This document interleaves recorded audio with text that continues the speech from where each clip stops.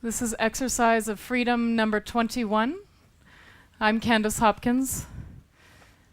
We'll be transported to another time, which is both now and then. And this is a decolonial act. In fact, a story of a decolonial act that took many years and will take many years in the future. And we'll also start with sound.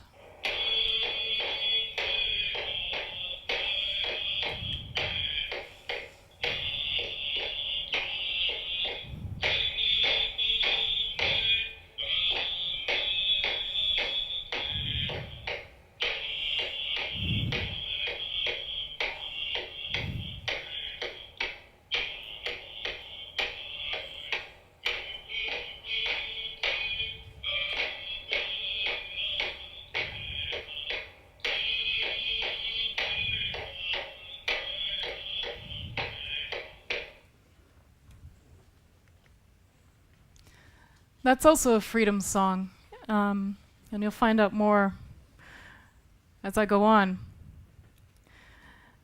I want to extend my thanks to Quinn and to Adam for asking me to write for this last issue of S.O.F.A.R, and also to everyone here, to the audience. I'm really grateful to be here in Athens. This is a speaker's mask, and as Chief Robert Joseph just told me a few moments ago, it also can be a mask that people say or call you if you end up talking too much. So I'm hoping not to embody the speaker's mask that much. But it's also a mask that's dedicated to speak. It's given to a person in a family who has the privileges to tell certain stories and to share certain histories. And the mouth is open to enable oration.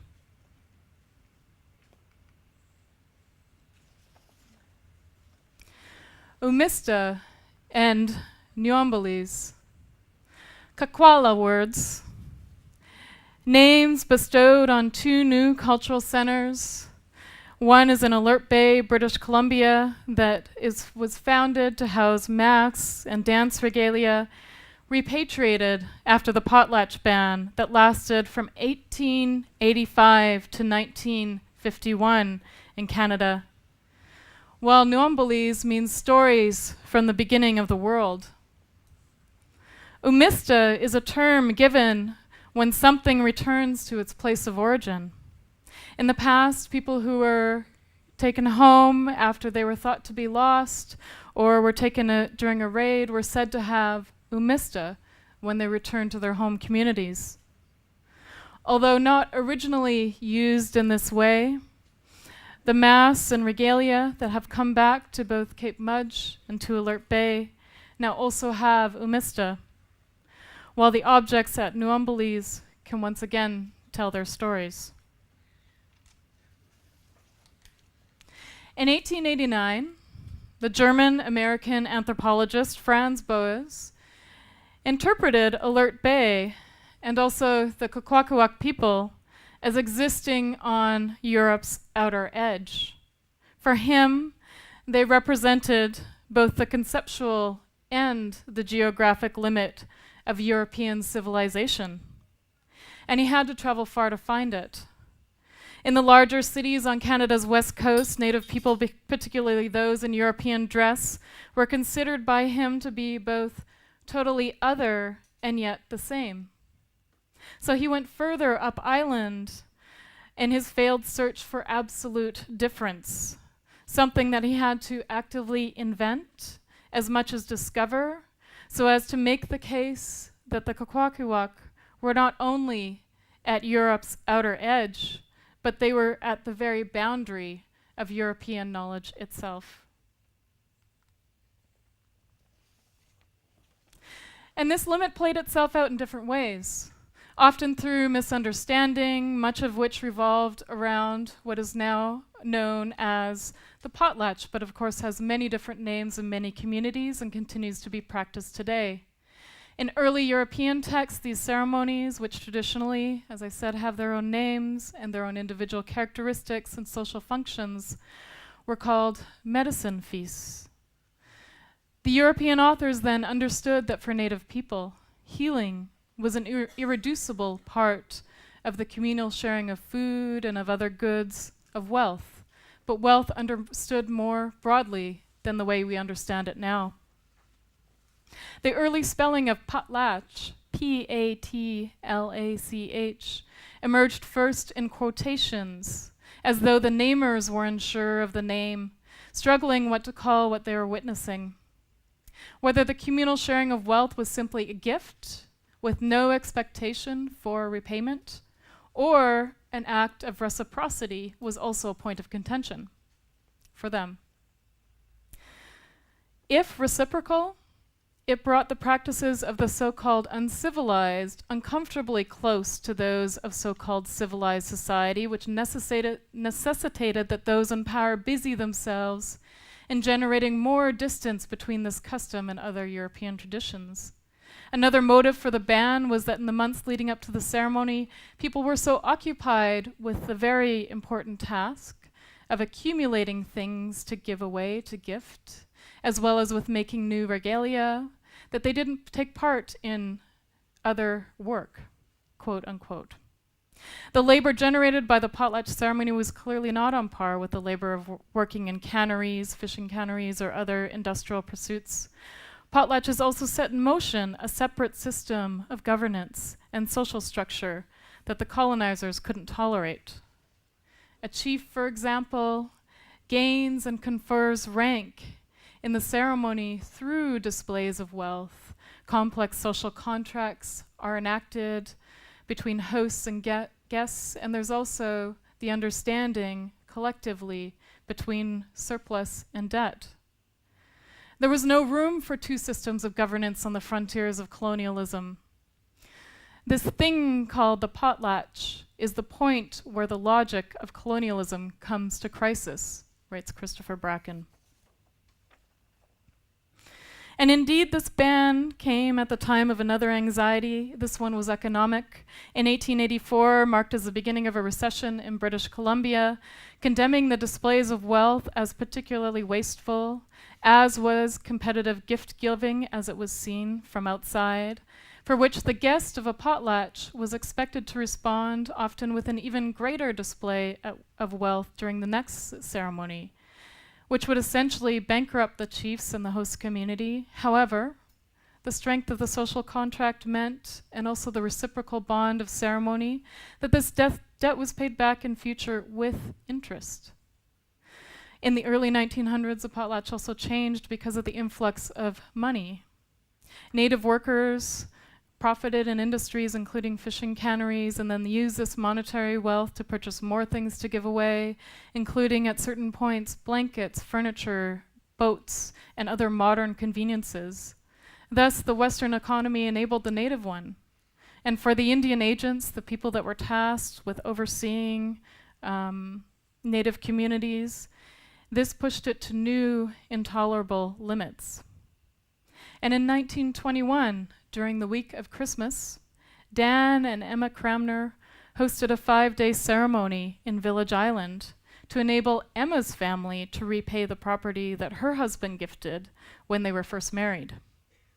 In the largest group arrest to take place during the ban, 45 people were arrested and 22 were jailed. And in place of incarceration, there was a plea deal set up by the defense that offered the surrender of masks, coppers, regalia, and headdresses to the crown, along with the public renouncement of the potlatch. The surrender of material and the renouncement of the potlatch were not limited to those who were initially arrested, to those initial 45 people, but extended to the entire about 300 who took part in the ceremonies. Sentences for good measure were handed out in neighboring communities as well, and these arrests were steeped in Christian ideologies. It was believed that they had renounced the gift, and their renunciation brought them over to the civilized side of the border between civilization and barbarity. And that's Christopher Bracken. So once the name was settled, attempts to stop it began in earnest. For Jacques Derrida, he says that to give a name is always like any birth certificate, to sublimate a singularity and to inform against it, to hand it over to the police. This was also true of the potlatch. In 1884, amendments were made to Canada's Indian Act to officially ban the potlatch and to persecute those who were taking part or even aiding in the ceremony. Amendments that consolidated the power to persecute, to judge, and to act as jury to a single individual, and that was the Indian agent. And the ban dictated that, and this is just a minor part of the ban, every Indian or other person who engages or assists in celebrating the Indian festival known as the potlatch, or in the Indian dance known as Taman Awas, is guilty of a misdemeanor and is liable to imprisonment for a term of not more than 6 nor less than 2 months.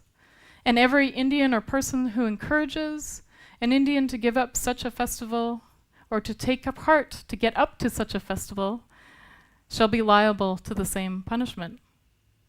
So policy, as Fred Moten and Stefanie Harney remind us, is directed towards the poor and the dispossessed often. Policy amendments come about in response to the failure of control. The potlatch, despite the repeated dictate and assumption that it would die out, and its subsequent renunciation by native peoples under duress, adopted new forms, and indeed it carried on.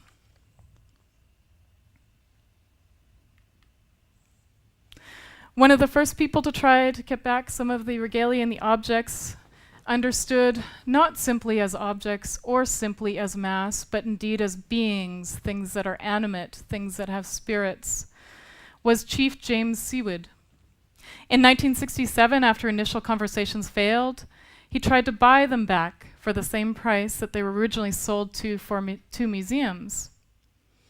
But the museums said no, because indeed they wanted to charge him for the costs that they had undertaken while these objects were in their care. So it wasn't the original purchase price, but something else. So Michael Ames observes that once objects enter museums, they become bound by museological protocols as well, which they then carry back with them when they are eventually returned to their place of origin. So these objects are objects transformed. They carry the context back with them, and when they were returned to Cape Mudge and to Alert Bay, these are also contexts that predicated their display, their use, and their care back home. So at Umista Cultural Center, objects are organized around the edges of the room on stands. They're not positioned behind glass cases necessarily. And the order in which they are displayed also roughly corresponds with their role in a ceremony. And in the center of the area of the museum is an open area that can hold dances and ceremonies. And the returned objects, or mass, or beings, oversee the proceedings like sentinels. In Nuumbali's Cultural Center in Cape Mudge, ownership is on display. Information about the familial heritage of the returned mass and the regalia is prioritized, as is the role of high-ranking people that in that 1921 potlatch. But these objects, even in their return, exhibit something of a homesickness, I think. A constant longing to be used. Of all of the photos of the confiscated items from the Alert Bay potlatch ceremonies from that 1921 potlatch, this one circulates the most. So mass perform different roles in these ceremonies. Of those pictured here, some are chief's headdresses or frontlets. Others are not worn but displayed at the appropriate time as a sign of rank, and the remainder are danced. In the center of this image are transformation masks that are created with elaborate pulley systems. Their wearers then can switch between different beings mid-performance, thus enacting the thin line that separates, or puncturing the line that separates the human and the spirit worlds. Here, the masks are displayed in a fixed position with their interfaces exposed. The large mask on the lower left corner of the photograph is indeed of Zenokwa, the wild woman of the woods. She's a cannibal, and she captures children in her cedar basket for later eating. And then on either side of the upper ledge, you'll see carved skulls. Representations of life and death are integral to potlatch ceremonies. Here's one of the return masks. This is Bakwas, or the wild man of the woods. And now we'll listen to a song by Chief Billy Asu, who was there as a witness from Cape Mudge at that 1921 potlatch.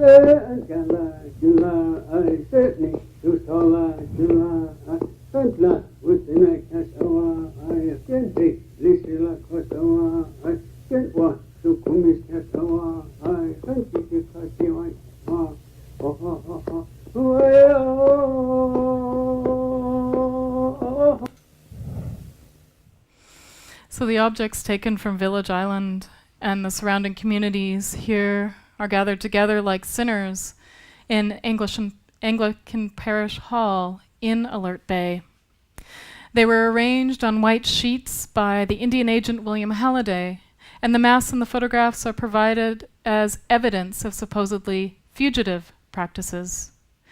The photographs indeed exist because of the ban, but they are also another kind of evidence as well, that of the non-native obsession with the potlatch.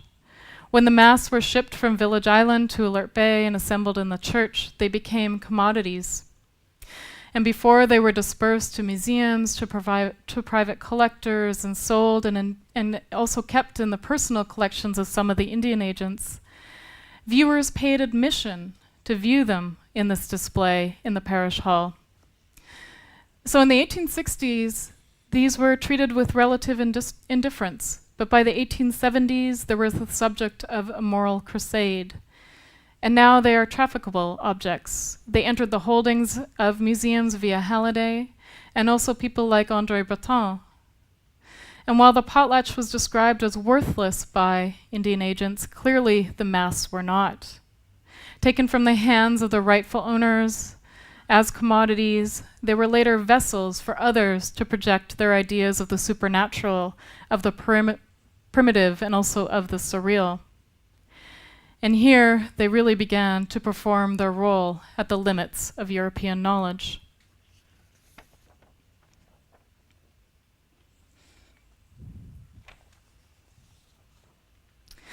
Halliday's evidence of fugitive practices included people as well as the objects he sought. In this photograph, a chief holds 2 tlaqua, or coppers, both a whole one and a partial piece. These coppers are cut for specific reasons. Sometimes, although very rarely, it's as an act of shaming. Often, it is to demonstrate the status of a chief who bestows a cut portion of the top of the copper to his primary rival. This is the largest copper that now exists in the collection of Umista, and the name of the copper means true whale. However, its design is a bit confusing because it looks like a bird with a divine beak and it has ears. And the face of this copper is well worn, making it hard to interpret now. It has been said that this is a smoothed face, or what was called then a white man's copper, and is therefore totally worthless. However, its history indicated that in 1922 it was valued at $250, which conflicts with the value of the smooth-faced coppers.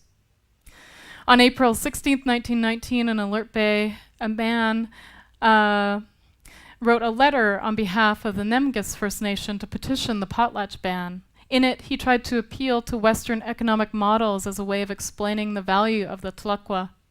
And he said, each tribe has its own coppers and each copper has its own value. In the old days, there was no money, and these coppers were a standard of value, but increased in value each time they changed hands. When the white man came and we could earn wages in cash for our labor, we invested our savings in coppers, as you would do for a bank, and we would always expect more back than what we put in. We are giving you a list of the coppers that belong to the Namgis tribe and their values. Other tribes have their own coppers, so that you will see the great financial loss we will entail if our custom is suppressed. His plea didn't work. However, this is an object, the copper that you saw before, that's doubly invested both with cultural value and economic value in the Western sense. And this value continued to accrue the more that something was circulated, the coppers, the more they were transferred, the more value they gained. And this great investment didn't transfer when they were confiscated in 1922. And often no compensation was given to the people when these things were taken. Not like the masks and the regalia, where sometimes a low dollar value was assigned in Indian agent ledgers. So during the ban, as an exercise of freedom, potlatches went underground, where their outward character was disguised, and at times goods were given at Christmas as presents, while in the 1930s, communities began hosting deliberately disjointed ceremonies. So dances and speeches would take place at a different time, so not at the same time. So gift giving was banned, which meant that if you gave gifts without the context of the dances and the ceremonies, maybe they were just simply gifts in the eyes of others. At other times, potlatches were modeled on the gifting, in fact, of relatively banal European goods. So here you see 1,500 sacks of flour. And in place of usual potlatch rituals that accompanied distribution, when giving a sack of flour here, the offerer simply said, "Here is some flour to help you over the hard winter." Christian ideas of charity were also added to the ceremony to dispel any concerns over questionable behavior. And of course, this was a very calculated decision, given that these communities had notoriously resisted assimilation to Christianity. Nevertheless, this choice provided the guise of conversion, while the communities quite transparently carried on their own spiritual practices. When 900 sacks of flour were given away in a nearby community in Fort Rupert in 1933, when the police started to ask questions, the response they heard was, "This is an act of Christian charity." Given the number of sacks, which implies, of course, great wealth of the person who purchased them, their deliberate display beforehand, as you see here, the communal gathering, the giving of flour was likely a means to repay a great debt owed to another family, perhaps because of a recent marriage, a change of status, or a new name. In this sense, the potlatch reframed brought about another crisis in colonial logic. Indian agents were well aware that this was a potlatch, yet the strict description of the ceremony in their documents could not account for the changes in form and this creative resistance. So what they had worked so hard to name had once again evaded their definitions, and it sprung out of the colonial shadows of language and law. And the potlatch necessitated another form of correction and another form of control.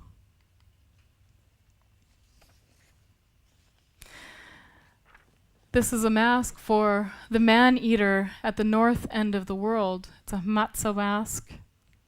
Much of what is written about the Hamatsa ceremony in Boaz's texts and many others, it's a secret society that continues today, was used as evidence of the savagery of Native people and further justification for the criminalization of this practice. So they're originally held as part of winter ceremonials, where young men, some as part of this, enact their possession of this man-eating spirit here. And over the course of their ceremony, as Chief Joseph just relayed, really it's for these men to find themselves through their journey to the so-called wilds and then come back transformed. It's also another form of reciprocity that's at work here. a reciprocity between the human world and the supernatural. Spirits are sacrificed ceremonially to enable the survival of human life and vice versa. Because the ongoing survival of the supernatural is indeed needed for the ongoing survival of human life as well.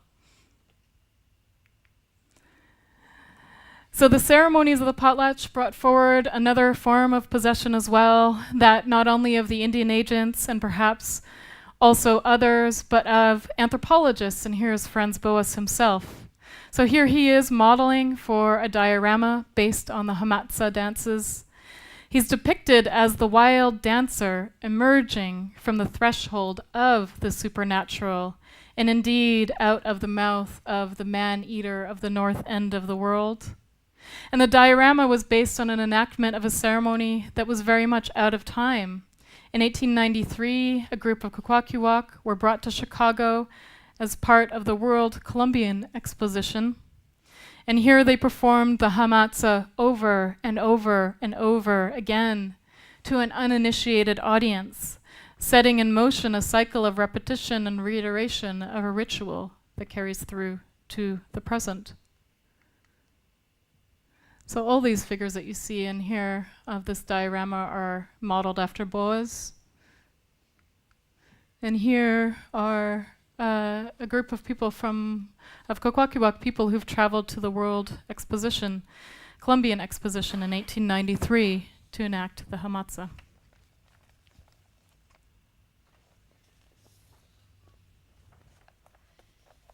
And there's many of these photographs of Boas. He did everything from ordinary activities such as cooking food and then to performing ceremonies. And often the pictures start out with him fully dressed, as you see, and then eventually he sheds his skins and is completely nude.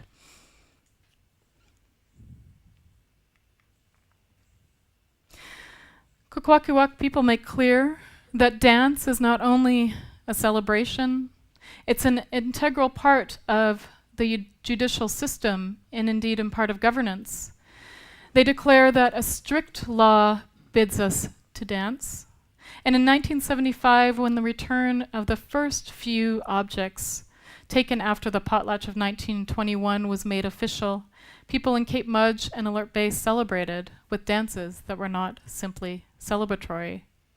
Part of this agreement for the objects to come home was that they had to be housed in museums.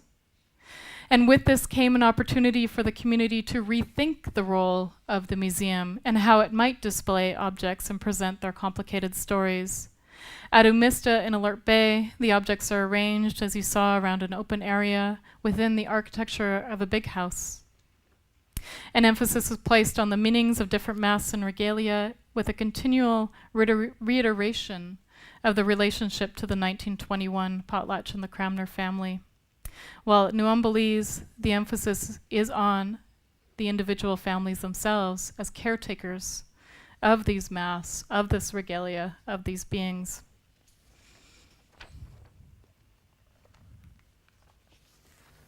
And we'll listen to another clip from Billy Asu.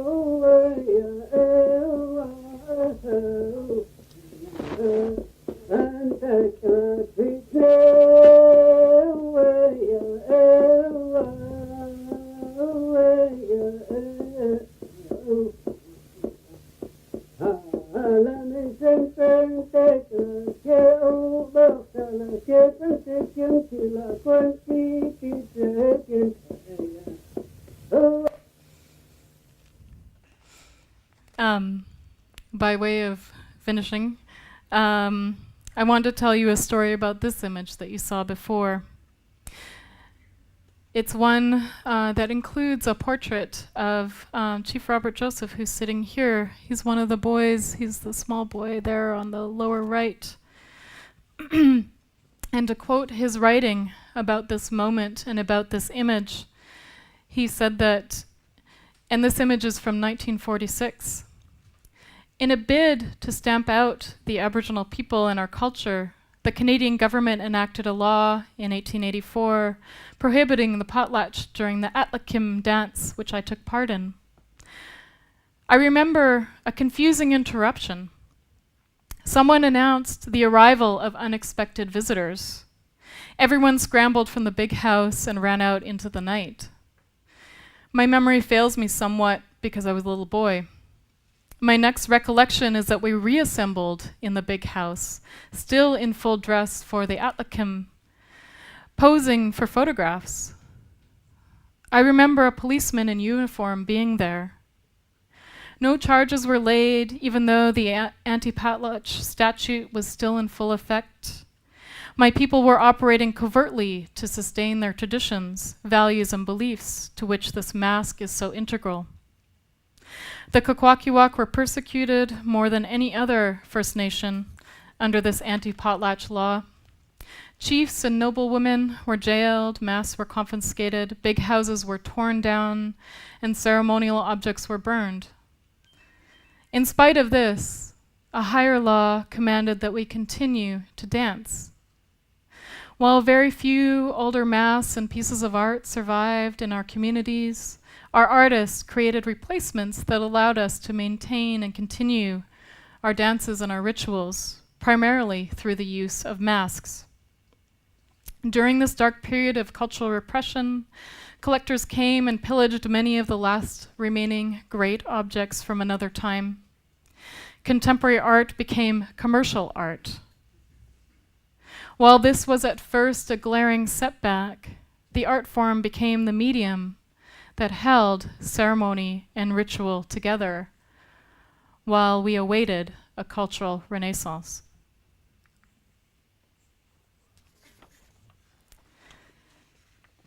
Despite the predictions of authorities and policymakers that the potlatch would disappear, which at the height of the ban were constantly repeated by policymakers and also by the accused as a way to placate the authorities, the potlatch never died. As a system, it has proved to be remarkably malleable.